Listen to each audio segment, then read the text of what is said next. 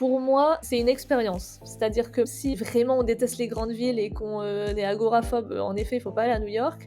Mais sinon, je pense que c'est vraiment, à faire au moins une fois dans sa vie, tester, voilà, cette énergie, tester ces buildings qui sont immenses.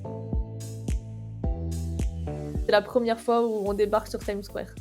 Vraiment cette énergie, ces lumières, de panneaux publicitaires un peu partout, enfin c'est un endroit, un peu unique et je pense qu'il y a très peu de lieux, finalement au monde où tu te retrouves dans cette ambiance-là. C'est quand même des lieux qui sont mythiques, qu'on a vus dans plein de films. C'est l'image d'une culture, certes qui des fois a des gros défauts, mais a quand même apporté pas mal de choses et après, vous pouvez y rester, peu de jours finalement, à New York et aller à Boston ou à Washington, prendre des endroits un peu plus après, aérés. Boston, on est au bord de l'eau, Washington, il y a des grands parcs. Bonjour tout le monde et bienvenue dans Carnet de voyage, le podcast de la plateforme Flips.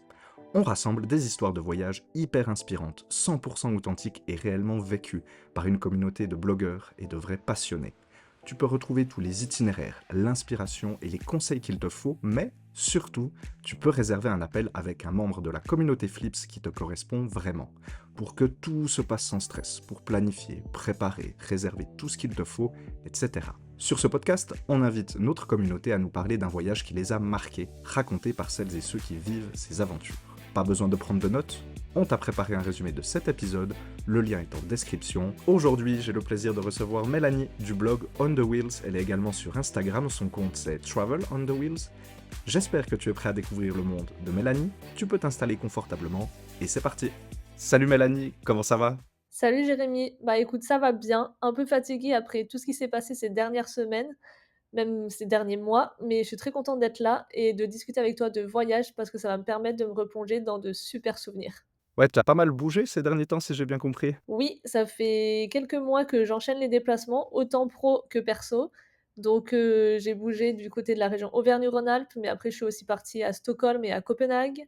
Et on est sur pas mal de déplacements, mais, c'était des supers opportunités, donc, très contente d'avoir vécu tout ça. C'est cool qu'on ait pu, trouver un moment pour discuter ensemble. C'est vraiment un plaisir de t'accueillir pour ce deuxième épisode de Carnet de voyage. En fait, ça fait assez longtemps qu'on se connaît désormais. J'ai retrouvé dans mon agenda notre première rencontre, elle date de septembre 2022, donc ça fait quasiment 2 ans que tu es dans la communauté, Flips. Je me souviens très bien avoir été, assez impressionné par ton profil. Je te vois vraiment comme un modèle pour d'autres, voyageuses et voyageurs dans ta situation. Mélanie est une passionnée du voyage, une experte des explorations lointaines et locales. Et Mélanie a une particularité qui rend ses conseils vraiment uniques et très riches. Elle voyage en chaise roulante. Vous comprenez maintenant son pseudo sur les réseaux. Mélanie, c'est une exploratrice à roulettes, comme elle le dit elle-même, et son but est très simple, montrer qu'il est tout à fait possible de voyager, malgré un fauteuil roulant, que ce soit à côté de chez soi ou à l'autre bout du monde. Quand je t'ai demandé un voyage qui t'avait marqué et que tu voudrais présenter, tu m'as tout de suite parlé des États-Unis, un pays que tu as visité plus de 11 fois, il me semble, et plus particulièrement New York. Je me réjouis vraiment de découvrir cette ville à travers ton histoire. Peut-être, tu veux te présenter en quelques mots? Bien sûr, du coup, moi c'est Mélanie, je suis Mel sur les réseaux. Je suis une Niçoise qui s'est expatriée à Paris depuis, plus de 10 ans et j'ai passé le fameux cap des 30 ans l'année dernière. Donc si je suis ici, tu te doutes bien que c'est parce que je suis une grande voyageuse, mais je suis aussi passionnée d'architecture, qui est donc mon métier d'origine, et de festivals et de concerts dans lequel je passe tout le reste de mon temps, notamment en été. Sinon, comme tu l'as dit, plus tôt, je suis en fauteuil roulant manuel suite à un accident de voiture quand j'étais bébé. Mais comme tu l'as également très bien dit, ce n'est pas ça qui m'arrête, bien au contraire, puisque je suis plus souvent en vadrouille et en train de tester des nouvelles activités que n'importe quel valide au final. Alors, on comprend tout de suite, évidemment, que tu as une sensibilité pour toutes ces questions d'accessibilité, mais finalement, ce que tu veux vraiment partager, c'est toutes tes aventures et que tes, lecteurs ou tes, followers puissent, embarquer avec toi. Tu es tout de suite venu avec l'idée de parler des États-Unis. Qu'est-ce qui t'a marqué en particulier? Justement, c'est son accessibilité. En fait, quand tu vas aux États-Unis, tu te poses aucune question. Tout est possible, tout est accessible, que ce soit, en ville, en pleine nature. Enfin, franchement, c'est vraiment, le paradis et pour ça, ça a pas de prix et après, bien évidemment, vu la taille du pays, c'est sa diversité, que ce soit, comme je l'ai dit, les villes, les paysages, enfin, tout le monde y trouve son compte donc vraiment, voilà, c'est ces 2 aspects-là qui m'ont vraiment marquée dans ce pays. C'est sûr, en 11 voyages dans ce pays, on peut pas dire que tu as tout vu, mais tu as quand même eu le temps de voir du pays. Quoi les régions des États-Unis que tu as visitées? Alors, on va faire un petit résumé. J'ai fait 3 fois la Floride, en allant de Miami jusqu'à Orlando. J'ai fait la côte ouest 3 fois, ce qui nous a permis du coup de passer de San Francisco jusqu'à San Diego, mais d'aller également jusqu'à Yellowstone. J'ai également fait l'est, en partant de Philadelphie et en allant jusqu'à Chicago. J'ai fait le sud d'Atlanta jusqu'à Tucson et bien évidemment, j'ai fait New York 3 fois. Alors c'est vrai que c'est vraiment un grand pays, hein, comme tu l'as dit, il y a de quoi intéresser tout le monde. Tu m'as proposé qu'on se concentre sur New York, en particulier. Pourquoi New York? Parce que c'est ma ville préférée. Quand tu arrives à New York, tu te retrouves dans un monde, un peu à part. Tu ressens une énergie, complètement dingue. Tu as l'impression que tout est possible, il y a pas de jugement. Franchement, c'est un peu magique. Pour moi, c'est un peu comme, quand tu vas à Disneyland quand tu es enfant. New York, ça me fait la même sensation. Pour la petite anecdote, à un moment, mon rêve, c'était carrément d'aller m'y installer. J'avais postulé pour trouver une agence d'architecture. Malheureusement, je pense que j'ai trouvé la seule agence qui n'était pas accessible, mais bon, voilà. Du coup, je continuerai d'y aller en voyage. Il faut garder ça pour le plaisir. C'est ça. Est-ce que tu peux nous parler un peu de ton, expérience, des lieux que tu as visités, de ton, parcours dans, la Big Apple? Alors bon, New York, du coup, je l'ai fait 3 fois, mais toujours avec des personnes différentes. Donc forcément, on a fait à chaque fois les incontournables, donc la Statue de la Liberté, Central Park, Times Square, l'Empire State Building ou même le Brooklyn Bridge. Mais après, selon les années et le temps resté sur place, j'en ai aussi profité pour, par exemple, aller assister à une messe gospel, faire un spectacle à Broadway, faire différents musées d'art moderne ou bien celui du mémorial du 11 septembre et même profiter d'aller faire la High Line ou même aller jusqu'à Brooklyn. Ça fait, pas mal de lieux. Évidemment, le détail de ton itinéraire et le résumé de cet épisode est disponible sur Flips. Il suffit de cliquer sur le lien qui est en description. J'imagine que tu as gardé des, images de ces voyages et de tous ces lieux. On pourrait les mettre dans le résumé de l'épisode si tu es d'accord? Ah oui, oui, j'ai plein de photos, je te ferai un petit tri, mais il y aura largement de quoi illustrer, ces 3 voyages. Trop bien. Alors j'imagine que beaucoup d'entre vous ont coché les États-Unis dans un coin de leur esprit pour un prochain voyage, peut-être à New York. C'est quoi le genre de bon plan que tu donnerais, pour quelqu'un qui prévoit un voyage à New York? Alors, comme tu l'as dit, New York, c'est très grand. Donc vraiment, si j'ai un conseil à donner pour gagner du temps et pour optimiser son voyage sur place, c'est de visiter la ville par quartier. D'établir son programme, de choisir par exemple chaque jour ou chaque demi-journée un quartier, de le visiter et après de passer au suivant. Parce que comme ça, vraiment, vous pourrez en profiter au maximum, pas passer votre temps à courir et à perdre du temps dans les transports. Est-ce que tu aurais des conseils à nous donner pour vraiment, profiter de ce voyage à New York? Alors oui, des conseils, j'en ai plein. Je vais essayer de faire une liste un peu exhaustive. Donc déjà, de lister ce que vous voulez absolument voir pour être sûr de l'inclure dans le programme, parce que après ça dépend du temps que vous allez rester sur place, mais ça peut aller très vite. De pas hésiter à prendre le New York City Pass en fonction des activités que vous voulez visiter, parce que ça peut valoir vraiment le coup. Notamment, ça permet par exemple, à l'Empire State Building de monter 2 jours et 2 nuits dans la même journée et du coup avec le même ticket. De se prévoir un vrai budget, tout ce qui est shopping, restaurant, parce que quand on est sur place, on a envie de se faire plaisir et ce serait dommage d'avoir fait tout ce déplacement-là pour finalement se retrouver frustré et de pas pouvoir en profiter au maximum. Et notamment en parlant de budget, ne pas hésiter si, vous voulez regarder, assister à une comédie musicale, de se renseigner auprès des band tickets qui sont, présentes un peu partout dans la ville et qui mettent en vente, des tickets de spectacle le jour même, de la représentation et ils les vendent à tarif, réduit puisque, du coup, c'est les derniers tickets, restants et clairement, ça permet d'assister à une comédie musicale à un prix, défiant toute concurrence. C'est ce que j'ai fait et clairement, ça vaut vraiment le coup. C'est un bon plan, niveau budget. Tu as parlé plusieurs fois du budget. New York, c'est une ville qui est, plutôt, chère selon toi? Oui, New York, c'est une ville qui est assez chère et notamment tout ce qui est, hébergement. En fait, si tu veux être bien positionné, il faut mettre le budget si tu veux pas avoir 1 heure de transport pour accéder aux endroits principaux et c'est surtout qu'en ce moment, en plus, le taux de change n'est pas du tout, favorable, donc ça augmente encore plus les tarifs. Donc oui, vraiment, après, comme tout voyage, il y a moyen d'aller, des fois dans des auberges ou, au niveau restaurant de pas faire des vrais restos et de manger plus sur le pouce, mais ça reste une ville, chère, c'est clair. En plus de prévoir un budget, il faut prévoir du temps. C'est une grande ville, c'est une destination, qui est lointaine, donc autant essayer d'en profiter une fois qu'on est sur place. Quelle durée tu nous conseillerais, en fait, pour visiter New York? Et en fait, même, est-ce qu'on pourrait imaginer inclure une autre destination aux États-Unis ou ailleurs pour compléter un petit peu le voyage? Alors pour moi, si on va à New York, il faut au moins y rester une semaine. J'ai fait 10 jours une fois et je pense que c'est quand même le temps idéal si on a la possibilité financière et d'un point de vue aussi, congé, de pouvoir passer ce temps-là parce que c'est la seule fois où j'ai eu l'impression de moins courir et réellement de pouvoir profiter des différentes activités, voire de faire autre chose que les incontournables. Et après, si on a envie de faire autre chose que New York, il y a tout à fait la possibilité d'aller par exemple à Boston, c'est qu'à 4 heures de train finalement, de New York, ou même à Washington, pareil, c'est à 3 heures de train, de New York. Et après, si on a envie de changer de pays, pas mal de gens vont aussi, au Canada, mais les distances commencent à être, quand même plus longues et dans ces cas-là, il faut plutôt envisager l'avion. On a parlé de pas mal de lieux à New York. J'ai évidemment envie de te demander tes coups de cœur pendant ton voyage à New York. Est-ce que tu as un lieu, un moment, une rencontre peut-être qui t'a particulièrement marqué? Alors pour moi, c'est une question en fait un peu difficile parce que j'ai souvent du mal à sélectionner des coups de cœur et à faire, voilà, vraiment un choix, mais je pense le mémorial du 11 septembre que j'ai pu visiter lors de mon dernier voyage, qui clairement m'a marquée parce qu'en fait, quand tu rentres, dans le musée, tu vas au sous-sol de la tour et du coup, je trouve que vraiment tu ressens, en fait, cette angoisse que les gens, je suppose, ont ressentie au moment, de cet événement-là. Vraiment, tu es enterré, tu as pas de lumière puisque enfin, voilà, tu as aucune ouverture sur l'extérieur et plus, les effets sonores, plus, la mise en scène du musée, vraiment, c'est assez impressionnant et à tel point que en fait, j'ai pas pu finir de visiter le musée parce que je ressentais tellement cette angoisse-là que, que j'ai fini par, remonter à la surface et attendre dehors. Mais, voilà, c'est clairement, un musée qui vaut le coup et qui marque. Une expérience vraiment marquante. Est-ce que tu as un meilleur souvenir pour New York? Je pense que c'est la première fois où on débarque sur Times Square.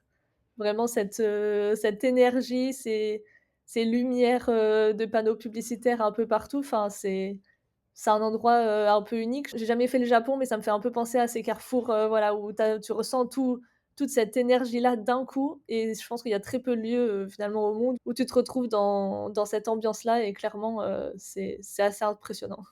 Des souvenirs impressionnants et marquants, c'est ce que je retiens de New York. On n'a pas encore parlé trop d'accessibilité pour New York. Est-ce que c'est un bon élève? Ouais, franchement oui. Bah, comme tous les États-Unis, c'est un très bon élève. Tu as aucune, difficulté, à rentrer dans un bâtiment. Tu as soit des rampes, soit c'est de plain-pied, tu as des ascenseurs. Après, on va pas se mentir, ils ont de la place.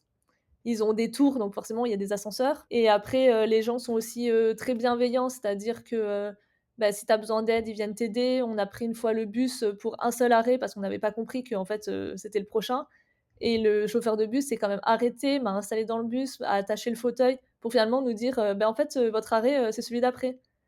Alors qu'en France, enfin, jamais ils vont te faire monter dans un bus pour, pour un arrêt donc vraiment oui, cette notion d'accessibilité, et cette bienveillance que tu ressens sans être obligé d'aller la chercher, c'est hyper agréable. On a beaucoup parlé des aspects, positifs de ce voyage à New York ou même des États-Unis de manière, plus générale. Il y a évidemment des surprises quand on voyage, parfois des mauvaises surprises. Est-ce qu'il y a un regret, que tu souhaites partager? Peut-être quelque chose que tu ferais, différemment? Alors, pour New York, il y a un truc très drôle, j'y suis allée 3 fois, je n'ai jamais réussi à visiter, par exemple, le musée du Guggenheim. Donc un conseil, vraiment, regardez les horaires d'ouverture et enfin les horaires et les jours d'ouverture des musées et des lieux que vous avez envie de visiter.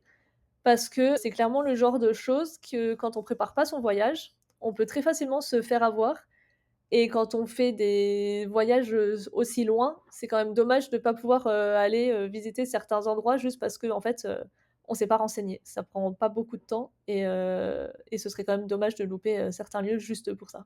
Ce serait vraiment dommage. En préparant cet épisode, j'ai discuté un petit peu autour de moi, essayé de me renseigner sur, l'image des États-Unis ou même de New York et il y a pas mal de personnes, en fait, qui étaient, pas forcément intéressées par les États-Unis ou en tout cas qui étaient pas, tout en haut de leur liste. Qu'est-ce que tu leur dirais pour leur donner, envie de découvrir les États-Unis, même New York plus précisément?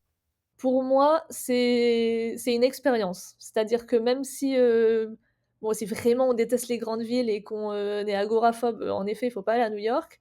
Mais sinon, je pense que c'est vraiment, à faire au moins une fois dans sa vie, tester, voilà, cette énergie, tester ces buildings qui sont immenses et à côté desquels on se sent tout petit. C'est quand même des lieux qui sont mythiques, qu'on a vus dans plein de films. C'est l'image d'une culture, certes, qui des fois a des gros défauts, mais a quand même apporté pas mal de choses, dans la vie de tous les jours. Donc clairement, je pense que c'est voilà, à faire au moins une fois et après, vous pouvez y rester, peu de jours finalement, à New York et aller, bah, comme je disais, aller à Boston ou à Washington, prendre des endroits un peu plus après, aérés. Boston, on est au bord de l'eau, Washington, il y a des grands parcs. Donc il y a moyen d'aller faire New York et après d'aller s'éloigner et de prendre un peu l'air ou même à New York finalement, de s'éloigner de Manhattan même et d'aller, je sais pas moi, vers Long Island ou même de passer une journée à Central Park. Enfin, c'est un parc tellement immense qu'une fois que tu es au milieu, tu as plus du tout l'impression d'être à New York et ça peut être aussi, une très bonne expérience. On retiendra le côté, expérience des États-Unis, le côté expérience de New York. Un des freins, dont on m'a souvent, parlé quand on présente les États-Unis, c'est vraiment lié à la nourriture, le fait qu'on va manger au McDonald's pendant plusieurs semaines. Comment tu as géré ça sur place? Alors oui, en effet, c'est souvent quelque chose qui revient régulièrement. Et du coup, pas du tout. En fait, on n'est pas du tout obligé de manger des burgers et des frites, à tous les repas. Il y a de tout aux États-Unis. Il y a, des prix, assez variés, même si, comme je disais, au niveau du budget, ça peut être, des fois, un peu élevé. Mais j'ai des très bonnes adresses, pour manger, des fruits de mer, alors que et pour le coup, des fruits de mer moins chers qu'en France, ce qui est assez improbable. Mais, j'ai une très bonne chaîne de restos, pour ça. Après, il y a des fast-food, qui sont quand même ultra connus et qui sont à faire au moins une fois. Mais il y a moyen de se nourrir, d'autres choses que de fast-food. Il y a des supermarchés dans lesquels on peut, trouver de la nourriture, saine, où on peut aller acheter, pour faire son pique-nique et se poser dans Central Park, par exemple. C'est une très bonne option pour réduire le budget et pour, manger, plus sainement et voilà, c'est vraiment un cliché. Mais vraiment, il y a de quoi faire, pour manger autre chose que des burgers et qu'à la fin, vous soyez pas en train de rêver à votre repas français, même si par contre, je l'avoue, on trouvera pas du fromage, aux États-Unis, de la même qualité que chez nous. Mais sinon, pour tout le reste, il y a pas de souci. On peut très bien manger aux US. Dommage pour le fromage. Je suis super heureux qu'on ait trouvé un moment pour parler de ce voyage. Il y a tellement d'informations intéressantes pour aider les voyageurs et voyageuses à s'organiser, même juste pour se laisser, s'inspirer et transporter à New York. Alors évidemment, je l'ai déjà dit, il y a un lien en description pour que les auditeurs retrouvent facilement un résumé complet de cet épisode. Mais tu es aussi une créatrice de contenu, hyper active. J'ai rapidement parlé de ton blog et de ta page Instagram. Où est-ce qu'on peut te suivre plus précisément? Alors c'est ça, sur, mon blog qui s'appelle donc On the Wheels et sur mon compte Instagram Travel on the Wheels, c'est sur, ce compte-là que je partage le plus facilement, mon quotidien, mes voyages, tout le côté aussi, entrepreneuriat qui se cache derrière et avec lequel, on peut facilement échanger s'il y a des questions, des envies, des partages, divers et variés. Voilà, faut pas hésiter. Et vous retrouvez évidemment Mélanie sur Flips avec ses meilleurs itinéraires, ses meilleurs conseils pour celles et ceux qui sont en train d'organiser un voyage à New York ou ailleurs, des road trips, des city trips et plein d'autres aventures à découvrir. Mais surtout, vous pouvez réserver un appel avec Mélanie pour qu'elle vous aide à organiser votre propre voyage, quelque chose de vraiment personnel. Foncez pour rencontrer Mélanie, le premier appel de 15 minutes est gratuit, donc aucun risque, vous n'allez pas le regretter. On a parlé de tes explorations lointaines, comme tu les appelles sur ton blog, j'aime bien l'appellation. On n'a pas forcément parlé de tes bonnes adresses en France, à Paris ou même ailleurs. Tu vis désormais à Paris, mais tu bouges très souvent, de ce qu'on a pu comprendre. Tu as de la famille dans le sud de la France aussi. Tu te trouves où là? Alors là, depuis à peu près, 1 semaine, je suis de nouveau sur Paris, ce qui n'était pas le cas, pendant un mois. Mais, voilà, pour l'instant, pendant encore, 15 jours, je suis sur Paris. Encore un grand merci pour ton temps et tous tes précieux conseils. On te reverra probablement sur ce podcast pour nous parler d'un autre voyage. Quand on a préparé cet épisode, on avait hésité à parler du Mexique, rester sur le continent américain. Est-ce que tu veux nous teaser un petit peu ce voyage? Alors le Mexique, c'est une autre expérience. On change complètement d'univers. On sera, plutôt, sous le soleil et au bord de l'eau et c'est pareil, je pense que c'est à faire une fois. Mais par contre, comparé à New York où il fallait le préparer parce que c'était grand, le Mexique, il va falloir le préparer parce que niveau accessibilité, on n'est pas du tout sur le même niveau. Ça sera super intéressant de pouvoir détailler ça. Ça a l'air très différent. Une autre expérience, comme tu l'as dit. Personnellement, je rêve de pouvoir me plonger dans le monde des Mayas, l'histoire du Mexique de manière générale. On est obligé de se revoir pour un nouvel épisode de podcast pour en parler dans les moindres détails, c'est sûr. Encore merci pour tout, Mélanie. Merci à vous d'avoir suivi ce podcast. Vous n'êtes pas encore abonné à Carnet de voyage, abonnez-vous sur Apple Podcasts, Spotify ou sur YouTube pour celles et ceux qui nous suivent en vidéo. Allez suivre Flips sur Instagram et allez suivre Mélanie at Travel on the Wheels sur Instagram. Elle partage plein de merveilleux contenus. Vous allez adorer. On se revoit très bientôt pour vous présenter un nouveau voyage qui a marqué nos invités. Bye! Salut! Si vous avez aimé cet épisode de Carnet de voyage, le meilleur moyen que vous avez de nous soutenir, c'est de nous donner une note 5 étoiles sur Apple Podcasts, Spotify ou toute autre plateforme. et que vous en parliez autour de vous. Partage cet épisode à 3 personnes avec qui tu as récemment voyagé ou avec qui tu prévois de voyager. Ça nous aide énormément à développer le podcast et la plateforme Flips. Le résumé de l'épisode est disponible via le lien en description.